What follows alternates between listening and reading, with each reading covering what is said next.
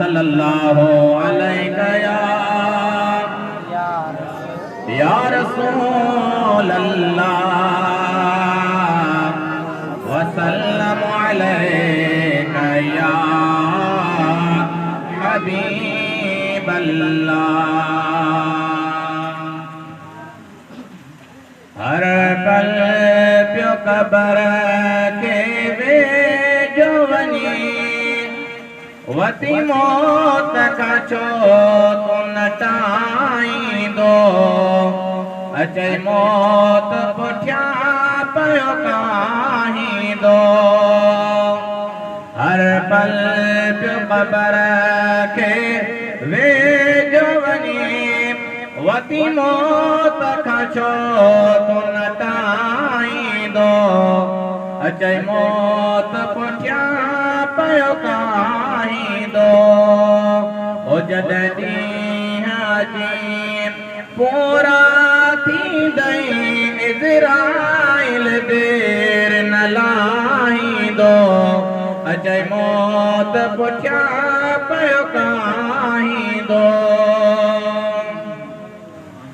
होंदे तो सुभाणे मिट्टिया हेठिया हिते ज़रूर मिट्टिया जो नथो तूं सही सतवाल कफन जब बदन ते हूंदई पयो काटन तव्हां गुर बणे वती तुंहिंजे चाहण सां कुझु कोन थींदो सोई थींदो ख़ुदा जो चाहींदो अचे मौत पुठिया पयो काही दो।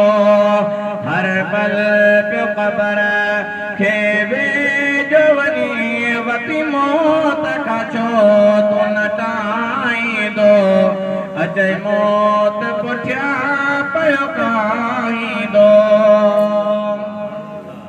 ओ जेको पाछे वांगर आहे तुंहिंजे पोयां उन मौत खे कीअं विसारी थो।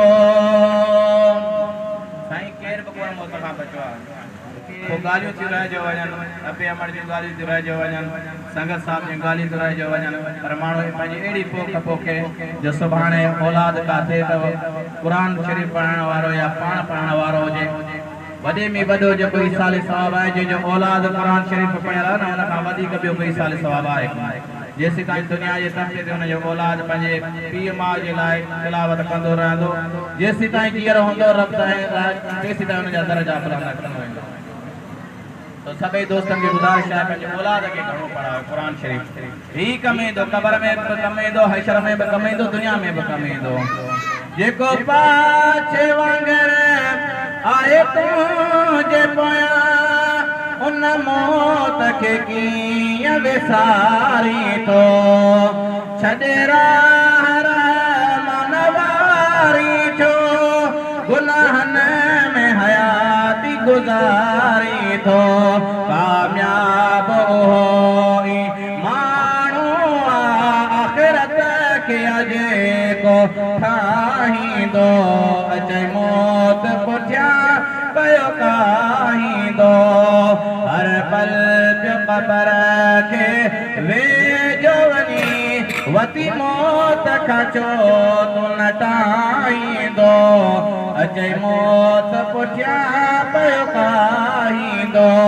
जॾहिं ॾींहं अची पूरा थींदई इज़राइल देर न लाईंदो अचे मौत पुठिया पयो काही दो।